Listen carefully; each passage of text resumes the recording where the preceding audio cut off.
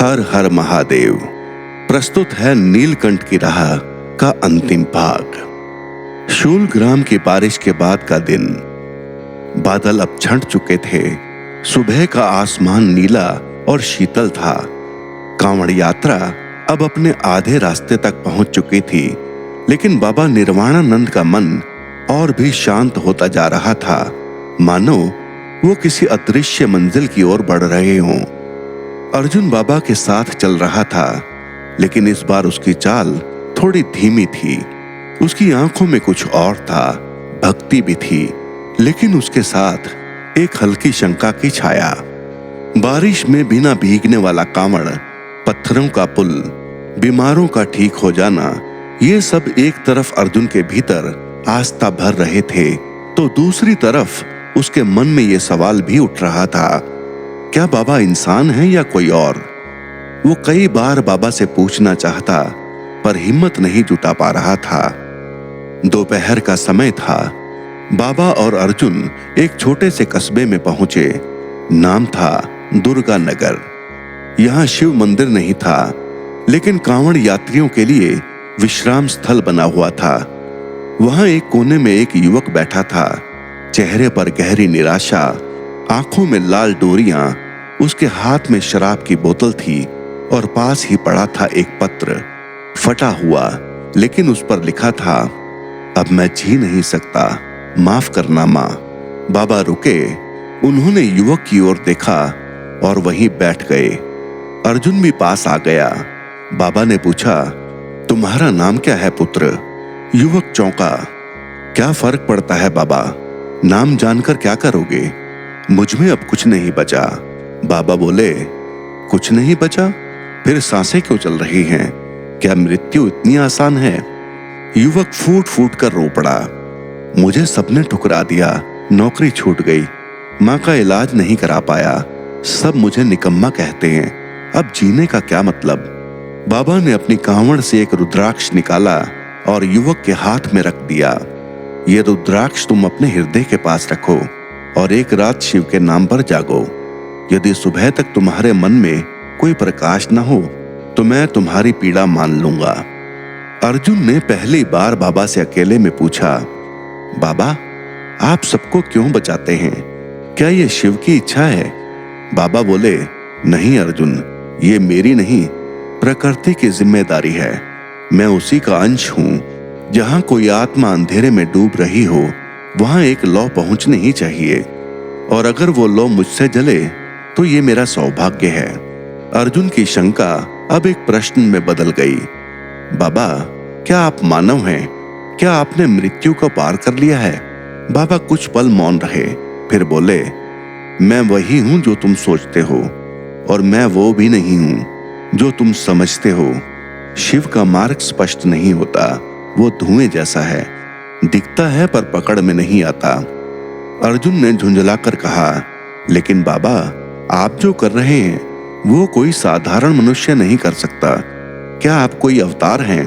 बाबा ने धीमे स्वर में उत्तर दिया, हर इंसान एक संभावना है। अगर मन निर्मल हो तो वो भी शिव के कार्य कर सकता है। रात हुई। वो युवक जिसे जीवन त्याग देना था, अब बाबा के बताए अनुसार रुद्राक्ष लेकर बैठा था। सारा गांव चुप था। रात के तीसरे पहर बाबा और अर्जुन उसके पास पहुंचे। युवक की आंखों में नमी थी, लेकिन एक अलग सी चमक भी। उसने कहा, जब मैंने रात भर रुद्राक्ष को पकड़े रखा, मुझे ऐसा लगा जैसे कोई मेरे भीतर से कह रहा हो, तू अकेला नहीं है, मैं हूं। बाबा ने मुस्कुराते हुए कहा, वो आवाज तेरी आत्मा थी जिसने पहली बार तुझसे बात की। तो शिव को बाहर ढूंढ रहा था, लेकिन वो तो भीतर ही बैठा था। अगली सुबह वो युवक कांवड़ लेकर यात्रियों के साथ चल पड़ा। अर्जुन उस दृश्य को देखता रहा और फिर बाबा के पास गया। बाबा, आपने उसे वापस जीवन दे दिया, लेकिन अगर कोई आपसे पूछे कि आप कौन हैं, तो आप क्यों नहीं बताते? बाबा ने उत्तर दिया, अर्जुन, लोग नाम और पहचान से बांध देते हैं, मैं बंधना नहीं चाहता। जो मुझे अनुभव करेगा वो पहचान जाएगा, जो नाम पूछेगा वो केवल रूप देखेगा। अर्जुन अब पूरी तरह उलझ चुका था। उसकी श्रद्धा अब भक्ति बन गई थी, लेकिन उस भक्ति में अब एक जिज्ञासा थी जो बाबा की असल पहचान जानना चाहती थी। रास्ते में चलते हुए उसने पूछा, क्या आप कभी रोते हैं बाबा? बाबा एक क्षण रुके और बोले, जब कोई आत्मा अंधकार में खो जाए और प्रकाश पास होते हुए भी उसे ना देख पाए, तब मेरी आंखों से आंसू निकल आते हैं। लेकिन वे आंसू दुख के नहीं होते, वे करुणा के होते हैं। रास्ता अब खुला मैदान था, दूर दूर तक धूल उड़ रही थी। अर्जुन ने महसूस किया बाबा का शरीर अब और हल्का दिखाई दे रहा था। उनके पांव जमीन पर कम पड़ रहे थे, मानो हवा उन्हें स्पर्श नहीं कर पा रही थी। वो पूछ बैठा, बाबा क्या आप एक दिन अचानक लुप्त हो जाएंगे? बाबा कुछ नहीं बोले, बस मुस्कुराए और अर्जुन का हृदय कांप उठा। अगला पड़ाव शिवलोहा नाम का गांव, जहां वर्षों पहले एक साधु को लोगों ने पत्थर मारकर भगा दिया था, अब वही गांव किसी अनजानी आग में झुलस रहा है। बाबा ने कहा, अब अगला काम वहां है जहां एक साधु को अपमानित किया गया। वहां माफी नहीं, प्रेम लेकर जाना है। गांव शिवलोहा, जहां वर्षों पहले एक तपस्वी साधु को गांव वालों ने अंधविश्वास का शिकार समझकर अपमानित किया था, पत्थर मारे थे, भगाया था। गांव में कहा जाता था उसने श्राप दिया था कि इस भूमि पर कभी हरियाली नहीं लौटेगी। समय बीता, लेकिन गांव में एक अदृश्य अभिशाप सा फैल गया। फसलें सूखती रहीं, वर्षा आई नहीं और लोग बीमारियों से ग्रस्त रहने लगे। अब उसी भूमि पर बाबा निर्वाणानंद अपने कांवड़ के साथ पहुंच चुके थे। गांव के बाहर ही एक टूटा हुआ कुआं पड़ा था। उसके पास एक अधेड़ आदमी मिला, आंखों में भय, शरीर पर पीड़ा। उसने बाबा को देखा और बोला, बाबा कृपा करिए, हमारे गांव पर कोई अनजाना श्राप है। ना फसल होती है, ना बारिश, बच्चों को बुखार और पशु मरते जा रहे हैं। बाबा ने शांत स्वर में पूछा, क्या इस भूमि पर कभी किसी तपस्वी का अपमान हुआ था? वो आदमी कांप गया। हाँ बाबा, बहुत साल पहले एक बाबा आए थे। उन्होंने गांव वालों को बताया कि जमीन के नीचे जल है, बस श्रद्धा से यज्ञ करो। पर कुछ लोगों ने कहा वो ढोंगी हैं। लोगों ने पत्थर मारे और वे चले गए। उसके बाद सब बदल गया। बाबा ने गहरी सांस ली। भूल का प्रायश्चित पश्चाताप नहीं, करुणा मांगता है। बाबा गांव के बीचों बीच पहुंचे। भीड़ जमा हो चुकी थी। अर्जुन के साथ कुछ और कांवड़िए भी थे। बाबा ने चौराहे के बीच एक गोला बनाया। उसमें भस्म, भभूत, रुद्राक्ष और गंगा जल रखा। फिर बोले, जिसने कभी उस साधु को पत्थर मारे थे, वो यदि आज जीवित है तो इस गोले में आए। गांव में सन्नाटा छा गया। कई लोग नजरें झुकाने लगे। एक वृद्ध कांपते हाथों से आगे आया।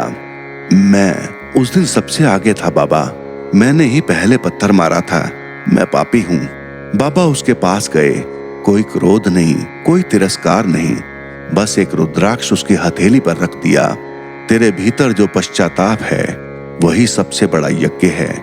आज इस भूमि को शुद्ध करेंगे। गांव के लोग एकत्र हुए। बाबा ने भभूत को अपनी हथेली में लिया और गांव के चारों कोनों में जाकर मंत्रोच्चार करते हुए छिड़कना शुरू किया। ओम रुद्राय नमः, ओम अग्निवर्णाय नमः, ओम शमाय नमः। हर मंत्र के साथ हवा की दिशा बदलने लगी। गांव के ऊपर जमा बादल अब धीरे धीरे गिरने लगे। अर्जुन हैरान हो गया। बाबा, ये मंत्र केवल शब्द नहीं लगते, ये जैसे किसी शक्ति को बुला रहे हैं। बाबा बोले, जब शब्द भीतर से निकलते हैं तब वे आदेश नहीं, आमंत्रण बन जाते हैं। प्रकृति उन आमंत्रणों को पहचानती है। तभी एक चमत्कार हुआ। गांव के पुराने कुएं से जल की आवाज आई। जो वर्षों से सूखा था उसमें जल उफान मारने लगा। बच्चे दौड़ कर आए, बूढ़े हाथ जोड़ने लगे। बाबा, जल जल आ गया। बाबा मुस्कुराए। शिव केवल भस्मधारी नहीं, जीवनधारी भी हैं। जहां पश्चाताप होता है वहां कृपा देर नहीं करती। गांव में उत्सव जैसा माहौल था। लेकिन उसी रात अर्जुन अकेले बैठा कुछ लिख रहा था। बाबा ने पूछा, क्या लिख रहे हो? आपके चमत्कार। मैं नहीं चाहता कि ये लोग भूल जाएं कि आपने उनके लिए क्या किया। बाबा मुस्कुराए। अगर वे मेरे चमत्कार याद रखेंगे तो केवल मुझे देखेंगे, पर अगर वे अपने भीतर की शक्ति को पहचानेंगे तो शिव को पालेंगे। उसी रात एक और घटना हुई।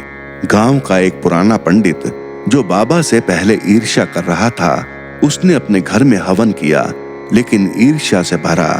कौन है ये साधु? चमत्कार करता है, सब मुझे भूल गए।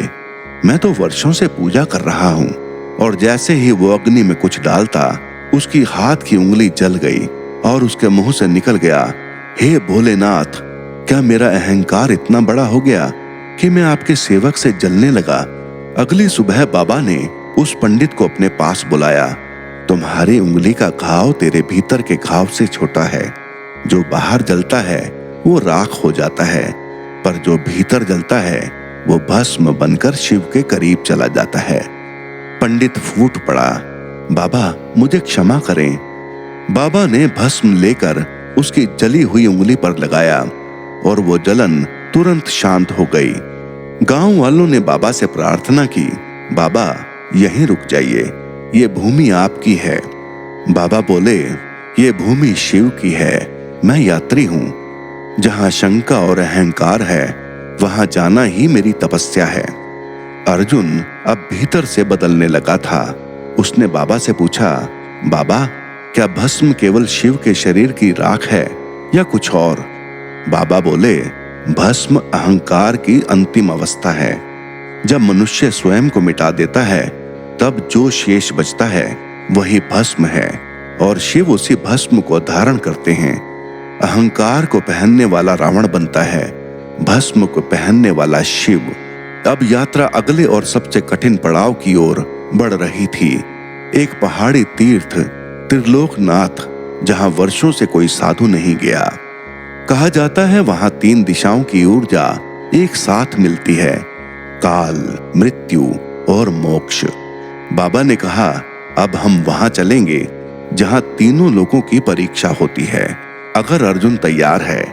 अर्जुन ने हाथ जोड़कर कहा, मैं अब केवल चलना नहीं चाहता बाबा, मैं अब शिव को जानना चाहता हूं। बाबा ने कहा, तो अब अगला पड़ाव आत्मा का द्वार है। सूर्य अस्त हो रहा था। सांवली छाया, हवा में हल्की ठंडक, और सामने खड़ा था एक पर्वत, ऊबड़ खाबड़, घना, रहस्यमयी। ये था त्रिलोक पर्वत, जहां कहा जाता है कि 3 शक्तियां एक साथ निवास करती हैं, काल, मृत्यु और मोक्ष। कोई सामान्य साधक यहाँ टिक नहीं पाता था। कुछ लोग लौट आते थे भय से, कुछ पागल होकर, और कुछ फिर कभी नहीं लौटे। पर आज उस पर्वत की ओर बढ़ रहे थे बाबा निर्वाणानंद, नंगे पांव, कमंडल और कांवड़ लिए। अर्जुन उनके पीछे चल रहा था, लेकिन इस बार उसके मन में केवल श्रद्धा नहीं, भय और जिज्ञासा का मिश्रण था। रास्ता दुर्गम था, कांटेदार झाड़ियां, तीखी चढ़ाई और हर मोड़ पर एक अजीब सी ऊर्जा। अर्जुन ने फुसफुसाते हुए पूछा, बाबा क्या यहाँ भूत होते हैं? बाबा बोले, यहाँ भूत नहीं, विचारों की परछाइयां होती हैं। जो जिस भाव से आता है उसे वही दर्शन होता है। यदि तू भय लेकर आया तो तुझे भय मिलेगा, यदि तू भक्ति लेकर आया तो शिव तुझे मिलेंगे। रात के तीसरे पहर वे एक छोटी गुफा के सामने पहुंचे। गुफा के भीतर शांति थी, पर हवा भारी। बाबा ने कहा, त्रिलोक के द्वार अब खुलेंगे। अर्जुन, ये वो स्थल है जहां साधक अपने भीतर के तीनों लोकों से गुजरता है। पहला भूतकाल, जहां स्मृतियां बांधती हैं। दूसरा वर्तमान, जहां विकल्प भ्रम देते हैं। तीसरा भविष्य, जहां मृत्यु का भय छिपा होता है।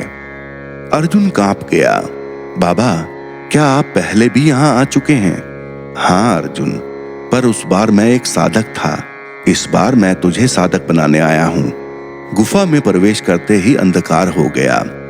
बाबा ने एक दीपक जलाया, लेकिन वो कोई साधारण दीपक नहीं था। उसकी लौ नीली थी, और जब वो जल उठा तो पूरी गुफा में एक अनोखी गूंज हुई। ओम ओम ओम। अर्जुन ने पूछा, ये गूंज कहां से आ रही है? बाबा बोले, ये तुम्हारे भीतर की ध्वनि है जिसे तू सुनना नहीं चाहता। वो अब सामने आएगी। पहला कक्ष भूतकाल का। गुफा के एक छोर पर दीवार पर छायाएं उभरने लगीं। अर्जुन की मां का चेहरा जिससे उसने बचपन में झूठ बोला था, पिता की डांट जिसे उसने कभी समझा ही नहीं, एक पुराना मित्र जिससे उसने ईर्ष्या के कारण रिश्ता तोड़ लिया था। अर्जुन रो पड़ा। बाबा, ये क्या है? मैं तो भूल चुका था इन्हें। बाबा बोले, भूतकाल कभी मरता नहीं, वो हमारे कर्मों की धूल बनकर हमारे साथ चलता है। जब तक तू उसे धो नहीं देता, तू मोक्ष की ओर नहीं जा सकता। बाबा ने अर्जुन के माथे पर भभूत लगाया और वो दृश्य विलीन हो गया। दूसरा कक्ष वर्तमान का। यहाँ एक दर्पण था।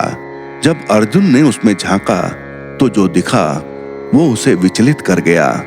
एक घमंडी युवक जिसे बाबा के चमत्कारों पर संदेह था, जो बाबा की परीक्षा लेना चाहता था, जो सोचता था मैं ही सब कुछ समझ सकता हूं। अर्जुन चौंक गया। ये मैं हूं, लेकिन मैंने तो आपको अपना गुरु माना था। बाबा बोले, तूने मुझे गुरु कहा, पर भीतर से तेरा मन अभी भी प्रमाण चाहता है। वर्तमान में विकल्प होते हैं, श्रद्धा या शंका, सेवा या स्वार्थ। तू जिस भाव को चुनेगा वही तेरा भविष्य रचेगा। तीसरा कक्ष भविष्य का। ये कक्ष सबसे ठंडा था, बिल्कुल शून्य, दीवारें सफेद और बीच में एक शव पड़ा था। अर्जुन डर गया। बाबा, ये शव मेरा है। बाबा ने कहा, हाँ अर्जुन, हर साधक को मृत्यु का दर्शन करना होता है। ये तेरे शरीर का अंत है, पर यदि तू इसे पहचान ले तो तुझे भय कभी नहीं सताएगा। अर्जुन कांप गया। मैं मरना नहीं चाहता बाबा। बाबा ने उसे गले लगाया। तू नहीं मरेगा, तेरा अहम मरेगा, और जो बचेगा वही शिव से एकाकार होगा। और तभी एक भयंकर प्रकाश फैल गया। पूरी गुफा स्वर्णिम हो गई। दीवारें कांपने लगी और एक ऊंची आकृति प्रकट हुई। त्रिशूल लिए, गंगा जटा में बह रही, भस्म लिपटे महादेव स्वयं। अर्जुन ने देखा और अवाक रह गया, लेकिन जब उसने आंखें खोली, वो आकृति अब बाबा में समाहित हो चुकी थी। अर्जुन ने धीरे से पूछा, क्या आप शिव हैं? बाबा ने मुस्कुराते हुए उत्तर दिया, नहीं अर्जुन, मैं तेरे भीतर के शिव का दर्पण हूं। मैंने केवल तेरे भय हटाए। अब तू वही देख सकेगा जो तुझ में है। गुफा के बाहर अब भोर हो चुकी थी। सूरज की पहली किरण सामने पर्वत से टकराकर बाबा के माथे पर पड़ी और वहां रुद्राक्ष की माला से निकलता प्रकाश साक्षात तेज बन गया। अर्जुन अब चुप था, शांत, स्थिर और मुक्त। बाबा ने कहा, अब यात्रा समाप्त नहीं हो रही, अब ये यात्रा प्रारंभ हो रही है, भीतर की ओर। त्रिलोक गुफा के दर्शन के बाद अर्जुन अब वही अर्जुन नहीं रहा जिसने पहली बार कांवड़ उठाई थी। उस किशोर में अब तपस्वी की दृष्टि आ गई थी। बाबा निर्वाणानंद ने उसे बहुत कुछ दिखाया था, चमत्कार भी, करुणा भी और मृत्यु का दर्शन भी। पर इस बार अर्जुन के मन में न कोई प्रश्न था, न डर, बस एक मौन था, स्थिर, गहरा, शांत। वे अब अपने अंतिम पड़ाव की ओर बढ़ रहे थे। कपिलेश्वर, वो स्थान जहां बाबा को जल चढ़ाना था और जहां उनकी कांवड़ यात्रा पूर्ण होनी थी। पर जैसे जैसे वे वहां पहुंचे, एक अजीब सी ऊर्जा पूरे वातावरण में फैल गई, मानो प्रकृति भी जानती हो कुछ विशेष होने वाला है। रास्ते में बाबा बहुत धीमे चलने लगे। अर्जुन ने चिंतित होकर पूछा, बाबा आप थक गए हैं क्या? बाबा मुस्कुराए, जब शरीर 5 तत्वों से बना है तो एक दिन उसे 5 में लौटना ही होता है। कांवड़ यात्रा के अंत में हर यात्री को कुछ न कुछ छोड़ना पड़ता है। मैं भी कुछ छोड़ने चला हूं। अर्जुन हकबका गया, क्या छोड़ने बाबा? बाबा ने ऊपर देखा, शरीर। अर्जुन स्तब्ध हो गया। बाबा नहीं, आप ऐसा मत कहिए। आपको अभी बहुत लोगों की जरूरत है। मैंने तो अभी जानना ही शुरू किया है। बाबा ने उसके कंधे पर हाथ रखा। यात्रा का उद्देश्य तुझे मेरे साथ चलना नहीं था अर्जुन, बल्कि तुझे स्वयं के साथ चलाना सिखाना था। अब तू तैयार है। रात का समय था। बाबा ने अर्जुन को अपने पास बैठाया। आज एक अंतिम बात सिखाता हूं, निर्वाण। जिसे सब मृत्यु समझते हैं, वो दरअसल पूर्णता है। जहां ना भय होता है, ना इच्छाएं, सिर्फ शांति। वही शिव है, वही समाधि है, वही मुक्ति है। अर्जुन की आंखों से आंसू बहने लगे। बाबा, क्या आप मुझे छोड़ देंगे? बाबा ने कहा, शिव कभी किसी को नहीं छोड़ते। मैं नहीं रहूंगा, लेकिन मेरी बातों में, हवाओं में, मंदिरों में मैं रहूंगा। तेरे हृदय में जो मौन होगा, वही मैं रहूंगा। अगली सुबह कपिलेश्वर पहुंचा गया। हजारों कांवड़िए जल चढ़ाने आए थे, लेकिन जैसे ही बाबा मंदिर प्रांगण में पहुंचे, सन्नाटा छा गया। पुजारी उनके चरणों में झुक गए। हर ओर घोष होने लगा, बोल बम, हर हर महादेव। बाबा ने अपनी कांवड़ उठाई। वो कांवड़ जिसमें एक ही कलश था, गंगा जल नहीं, अब करुणा थी उसमें। बाबा ने धीरे धीरे शिवलिंग के पास जाकर वो जल अर्पित किया और उस क्षण शिवलिंग पर एक नीली रोशनी फूट पड़ी। किसी को समझ नहीं आया कि वो क्या था, पर सबकी आंखें छलक गई। अर्जुन पास खड़ा था। बाबा ने उसकी ओर देखा। अब मेरी यात्रा पूर्ण हुई अर्जुन। अब तुझे अपनी यात्रा स्वयं शुरू करनी है। मैं अब लौटने वाला नहीं। अर्जुन भागकर उनके चरणों में गिर पड़ा। नहीं बाबा, मुझे छोड़कर मत जाइए। बाबा ने उसे उठाया और उसके माथे पर भस्म लगाई। अर्जुन, अब तू केवल अर्जुन नहीं, अब तू निर्भय है। तू जिस दिन दूसरों के लिए जल उठाएगा और उसके लिए कुछ मांगेगा नहीं, तब तू समझेगा कि शिव क्या है। और फिर बाबा मंदिर के पीछे बने एक एकांत कक्ष में चले गए। किसी को भीतर जाने की अनुमति नहीं थी। अर्जुन वहीं बैठा रहा, घंटों मौन, आंखें वहीं टिकी थी बाबा के कक्ष पर। रात के अंतिम प्रहर में एक गंध आई, बिल्कुल वही गंध जो तब आती थी जब बाबा कोई चमत्कार करते थे। फिर दीवारों से हल्की नीली रेखा निकली, जैसे आकाश स्वयं भूमि से कुछ लेने आया हो। अर्जुन दौड़ कर आया। कक्ष का द्वार अब खुला था, पर भीतर बाबा नहीं थे। सिर्फ एक वस्त्र, एक रुद्राक्ष की माला और एक पवित्र भभूत की ढेरी। बाबा निर्वाणानंद अब शरीर में नहीं थे, पर ऐसा कोई रोया नहीं, क्योंकि किसी को लगा ही नहीं कि वे गए हैं। हर कोई बस शांत हो गया। मंदिर की घंटियां अपने आप बज उठी। आकाश से हल्की बारिश हुई, पर गंगा जल जैसी। और अर्जुन के मन में एक गूंज उठी, तू अब मेरी तरह जल बन जा, निर्मल, निस्वार्थ, बहता हुआ। उस दिन से अर्जुन ने बाबा की कांवड़ उठाई। अब वो हर वर्ष कांवड़ की यात्रा करता है, लेकिन अपने लिए नहीं, हर गांव, हर दुखी आत्मा, हर भूखे बच्चे के लिए जल चढ़ाता है। उसकी पहचान अब अर्जुन नहीं, लोग उसे कहते हैं निर्भय बाबा, जो शिव के नाम पर केवल देता है, कुछ मांगता नहीं। कपिलेश्वर मंदिर में बाबा निर्वाणानंद की समाधि प्रवेश को अब 5 वर्ष बीत चुके थे, लेकिन आज भी हर सावन में जब कांवड़ यात्रा शुरू होती, एक साधु अवश्य दिखाई देता। कंधे पर सफेद वस्त्र, पीठ पर बाबा की रुद्राक्ष माला और एक भस्म लिपटी छोटी कांवड़। वो था अर्जुन, अब सबके लिए निर्भय बाबा। निर्भय बाबा ने आखिरी बार गंगा जल को माथे से लगाया और कहा, मैं जा रहा हूं, पर मैं रहूंगा हर कांवड़ में, हर गंगा जल की बूंद में, हर उस व्यक्ति में जो बिना मांगे कुछ दे सके। और इस तरह एक कथा पूरी हुई नहीं, बल्कि एक नई कथा जन्मी। बाबा निर्वाणानंद, अर्जुन, निर्भय बाबा। ये शिव पथ था जो चलता रहा और चलता रहेगा। तो दोस्तों, ये था शिवमय नीलकंठ की राह। आपको ये सीरीज कैसी लगी कृपया कमेंट करके अवश्य बताएं। यदि ये नीलकंठ की राह की सीरीज आपको अच्छी लगी हो तो कृपया चैनल को लाइक और सब्सक्राइब अवश्य कर दें। धन्यवाद।